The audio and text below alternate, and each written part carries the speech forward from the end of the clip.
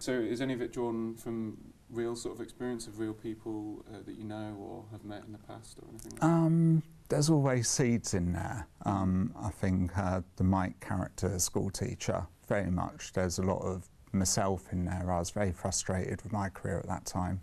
I'd spent my 20s studying to be an accountant, but writing short stories because I really loved writing when I was at school, and it's what I really wanted to do with my life. I was about 6 exams away from qualifying. I sold my first short story. I just said to my wife, look, I know I can write at a publishable standard now. I want to give up studying and write a novel. If I'd have gone through the exams, qualified, which I probably would have, been honest, because I was getting first-time passes, and I earned about £430 in short story sales in that time, in those 7 years. Wow. Yeah, a lot of rejection, a lot of heartache. But we lived in front of a public green, and the children would play football out front. And it sounds such a small thing, but when you're trying to eat your dinner or just having quiet night in, and there's 30 kids playing outside, and the ball's hitting your window and reffing and blinding at people walking by, gets into your head how helpless you are. Is that partly where the broken character comes from, that he sort of hides away in his room, sort of frightened of society almost? I think so, yeah. I saw a guy getting beat up outside the halfway house in Chalmers Ford. Or was it halfway? I'm not sure, but a pub. It was just Sunday afternoon. I was just driving by after getting a video out, and like nice sun down, there's just a small crowd outside, and it was quite a big guy, and a little guy had like got him down and was just like punching him in the face. And it's one of those situations you just drive by before you really take it in, and there's no time to go back and stop. And I just kept wondering if that was his local, how would he react to that? Obviously we hear about the people getting beaten up and various deaths and all this sort of stuff, but the main character, Skunk, seems to be sort of almost immune to it. She's very bright and happy and cheerful. Yeah.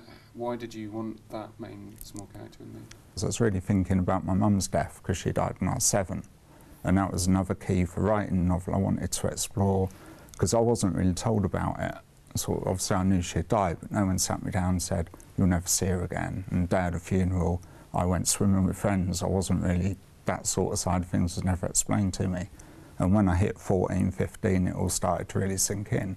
I had some real problems sort of dealing with that and getting my head around what had gone on. And so I wanted to have a young character who deals with death and thinks about death and tries to find out what death is. And it never actually made the final book that got published, but that was the spur. The main character also doesn't have her mum, she's absent as well. So yeah. Was that directly drawn from your experiences of growing up then? I didn't realise until the book had been published and a few people said this is a story where mothers are missing, and I didn't really get that. I mean, because I see Mrs. Buckley as quite a key to the story. I don't think many people do see that, because she's sort of a bit sidelined and she only really interacts with her son.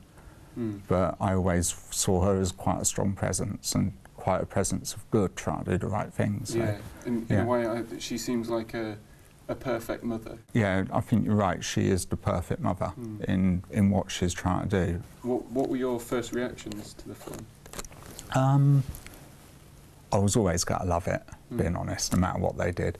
And I thought they'd done something really special, but second time I saw it, yeah, it did just blow me away. That was just a fantastic experience. Because it does seem to, it does change quite a lot of the book. I mean, did you have a problem with them changing your creation? Not at all, really. I think if you pass anything over to anyone to read, they're going to see stuff that you don't mean them to, or you don't expect them to. So you sort of get used to that anyway. Once you've written something and passed it on, it's not really yours anymore. I heard that Colin Firth was lined up to be in the film. Yeah, that's right, yeah. What was it sort of nice to know that people had enough confidence in your work as becoming a film to hear that Colin Firth might have been starring in it?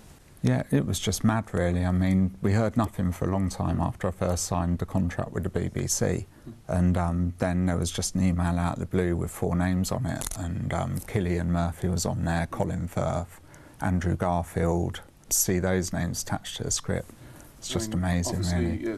Following that, Colin Firth won an Oscar, and Andrew Garfield's now Spider-Man. So yeah. Thank you very much for coming in to talk to me. Okay, thanks for asking me. Thank you.